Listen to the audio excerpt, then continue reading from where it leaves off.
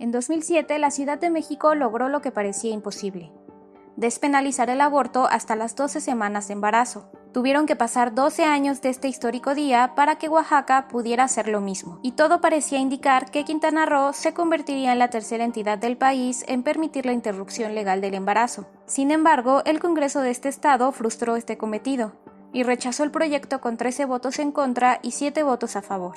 En tal virtud, se declara desechado el dictamen presentado. Durante 3 meses, la red feminista quintanarroense mantuvo tomado el recinto legislativo para ejercer presión sobre los legisladores, quienes debían debatir 2 dictámenes propuestos por los diputados Ana Pamplona y José Luis Guillén sobre la despenalización del aborto. Y a pesar de que nos vamos a pandemia, pues empezó a existir una organización muy fuerte de parte de las colectivas, pues para buscar la despenalización del aborto y al mismo tiempo pues tener mesas de trabajo con autoridades para poner sobre la mesa otros temas. Entonces, después de esto empieza a existir una organización mucho más conjunta y nace la Red Feminista Quintanarroense. Entonces, a partir de esa organización, pues las compañeras deciden realizar un plantón afuera del Congreso del Estado. Sin embargo, cuando no las dejaron, pues acceder a un servicio básico que era ir al baño, pues deciden tomar el Congreso, pero al mismo tiempo pues este mismo plantón tenía como fin pues exigir que se discutieran las iniciativas por la despenalización del aborto que ya llevaban 5 años en la congeladora.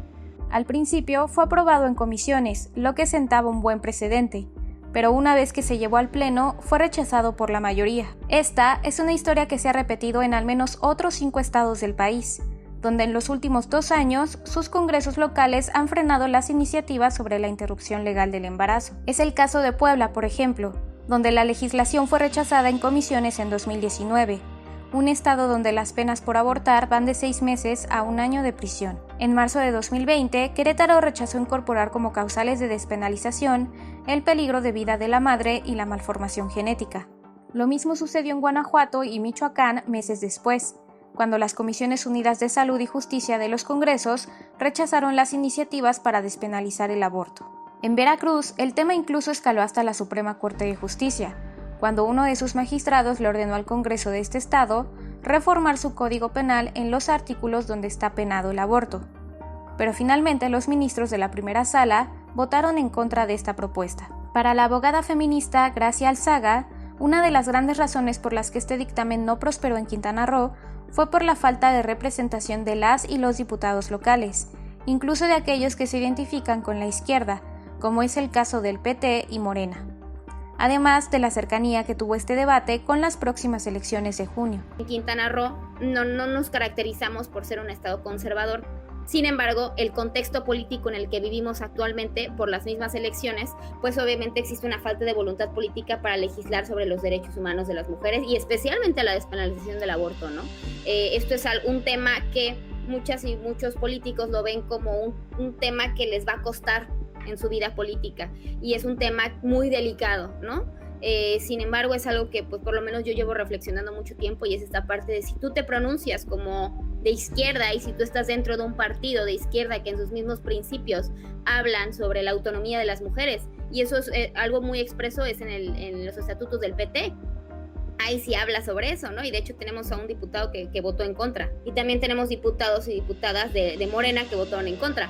Entonces estamos hablando de que existe una falta de representación y una falta de perfiles respecto a los partidos que existen. Entonces es ahí cuando pones sobre la mesa, ¿no? O sea, ¿de qué me estás hablando? Cuando me hables de derechos de las mujeres, ya no vas a tener, o sea, ¿de con qué cara vas a hablar sobre derechos humanos de las mujeres si tú me demostraste que votaste en contra o que no asististe a la sesión? O sea, sí es algo que nos puede servir para elegir mejor a nuestros representantes. El gobierno del actual presidente Andrés Manuel López Obrador ha sido señalado de ser muy ambiguo y contradictorio respecto al tema del aborto, especialmente cuando su partido, Morena, felicitó a Argentina luego de que este país legalizara la interrupción del embarazo a nivel nacional. Por su parte, el mandatario ha preferido no tomar ninguna postura, además de ser renuente a hablar del tema. En este caso me reservo la opinión porque no quiero polemizar, no quiero tomar partido. Por otro lado, la oposición de los congresos locales ha sido tal que estados como Aguascalientes y Nuevo León Incluso han aprobado reformas constitucionales que reconocen el derecho a la vida desde la concepción, en un intento por blindarse contra las futuras iniciativas para despenalizar el aborto. En 2020, Quintana Roo fue el primer lugar nacional en violaciones sexuales. Solo en el año 2019 se registraron 158 nacimientos en niñas de 9 a 14 años.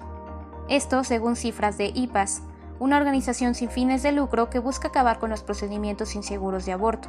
Es por esta razón que la Marea Verde quintanarroense no piensa quitar el dedo del renglón, y se está listando para seguir con la lucha por los derechos reproductivos y sexuales de las mujeres. Primero es promover un amparo indirecto.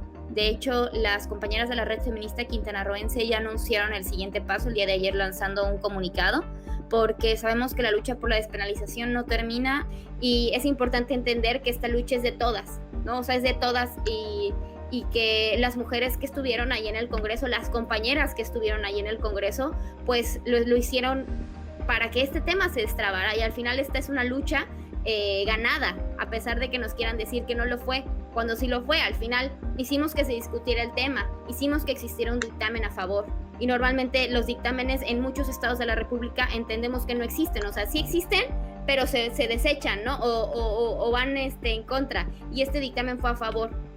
Entonces, sí es importante entender ese mismo contexto para reconocer a las compañeras, para reconocer la lucha que hemos tenido muchas mujeres desde nuestras trincheras y que pues evidentemente no vamos a descansar hasta que la despenalización del aborto sea una realidad aquí en el estado.